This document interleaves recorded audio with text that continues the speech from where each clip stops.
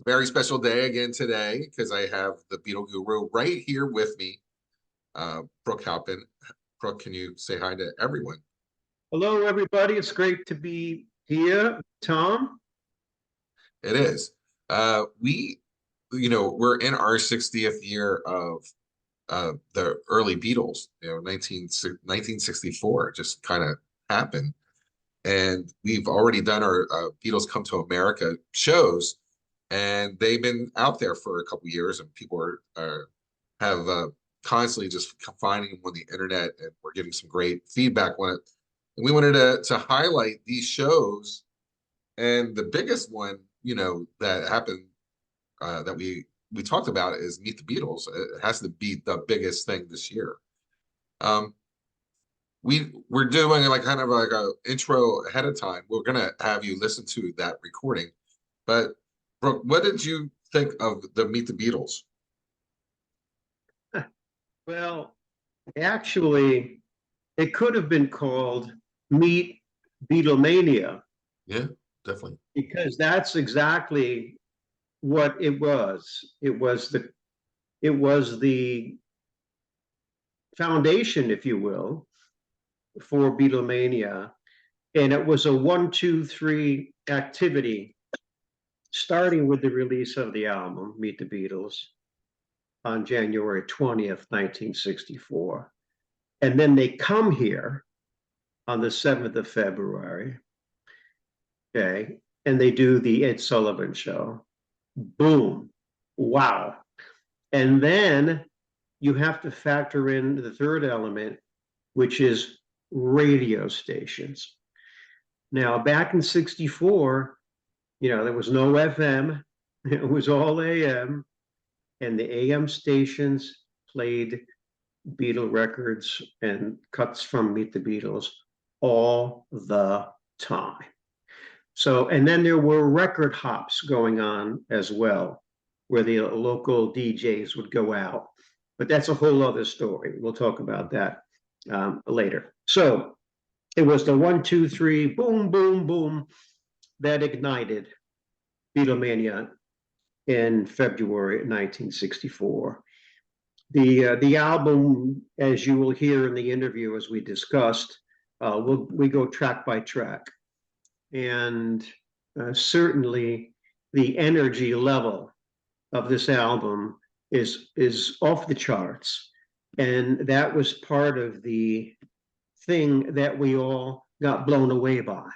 Not only the material, the songs, the harmonies, the voices, the musicality, but the energy that they put out when they were together back then. And there was no other band like it at the time. And so that's why this particular album, more than introducing the Beatles, by far, much more, is the album that began Beatlemania in the United States, combined with those two other things that happened afterwards, them coming here, the Ed Sullivan Show, and then the constant airplay on the radio stations. Yeah, I this was number one for 11 weeks. Then it was replaced by the second album. Rolling Stone had it at number 53 as the most important albums of all time. That's on 2012, and now 2020 it's 197.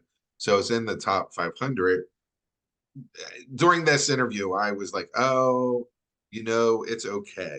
Because I'm not a real fan of Hold Me Tight, Not a Second Time, and Little Child. You'll hear that I kind of talk about it. And Yeah. then I was into this whole time has passed, that now we have, Beatle cartoons, and we have, the Sullivan Show, we have a history thing. So I was looking at this album as maybe as a kind of campy, kind of not true to what the Beatles can do. And then what there's a mistake that happened when we did these interviews where we were recording, and this whole thing, Brooke's voice or volume was so low I couldn't use it. So I said, after we did all the interviews, we came back to Meet the Beatles. And I remember Brooke being that's you, being totally enamored with this album. And then we went through every single album. So this is the last one that we did. And I said, okay, I get it now. It's not. It's the music itself, and the music is so powerful and so strong that I'm in. I got it. And before it was like it was me looking at it as like, okay, that's a marketing machine. It's this or that, and that's not true. That this is it. This album is the fire that ignited everything. Yeah, Yeah. absolutely. Absolutely. So it was good to go backwards because that was really what was in my mind. And now when I listen to the album, I'm like, okay, this is every single girl in East Orange is screaming right now. Like it's just crazy. Yeah. Yeah. Yeah, Uh, well, every teenage girl was screaming across the United States. That's what happened when this album came out. And of course, then the album comes out on the 20th, and then to see them live on the Ed Sullivan Show a few weeks later, oh my God. And then New York, between them coming to JFK, and again, we'll talk about this when we do a special. We're going to do a special interview, not about the albums, but about when the Beatles actually came to America for the first time in February 1964. And believe me, I know a lot about that, because I was in there. Well, I was in Connecticut, but I know I know what was going on for sure. When they landed, the day they landed, and then the Ed Sullivan Show, and then they went to Washington, D.C., and they played the Washington, D.C. Coliseum, and then they came back to New York and they played Carnegie Hall, of all places. It's a hell of a story, and I'm looking forward to sharing that with you and to our listeners. Great. Yeah, you called me up. We're doing these intros because you're like, wait, it's 60 years. We have to do that. And you said, Tom, our show's called The Beatles Come to America. Right? And then you're like, the Beatles came to America. It's our obligation, to report that information. And I was like, you're right. You're right. How can we be the Beatles come to America and not have that how it all started? And you Yeah. have that information. We're gonna get into that. People are gonna have that in a couple weeks, very soon. Um, if you want to listen to this, we're gonna have the episode go right after we're done talking. So it's going to be right after that. That's on the Beatles Come to America. If you want to listen to it on YouTube, it will be on the Beatles Come to America page, and it will also be on the Jazz Blues and R&B podcast and radio show, formerly Something Came from Baltimore, on YouTube also. And if you want to scroll back into the Something Came from Baltimore time period, it is number 355. You just have to find it yourself. It was released last year on the 20th.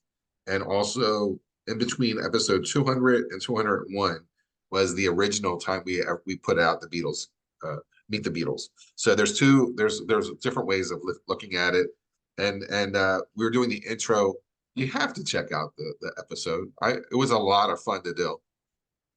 Yeah, and this particular interview that we're doing right now, which we call it the 60-year anniversary introduction to the Beatle albums that were released in 1964. And this one, of course, specifically is Meet the Beatles. You can watch our pre-interview to the episode on YouTube. Is that right, Tom? That's right. Yeah. It'll be everywhere. So it's time to celebrate. It's 60 years, and Yeah, the mania has begun. We're just at the beginning, so it's exciting. yeah. Yeah, we're ahead of it. We're a little ahead of the explosion, which is nice. But we're doing it according to the release dates, which makes it, for me, all the more exciting. Do you have anything else before we say goodbye to our group and we want them to tune into the episode? No, I think that this is a really nice introduction to let people know a little bit about the episode coming up. And I'm quite sure that they will enjoy it, I'm sure they will enjoy all of our episodes. The the Beetle Guru is unleashed on this one. The first one was really short. This one's expanded, and you give us a lot of information, and it's an important listen, especially around this time of year.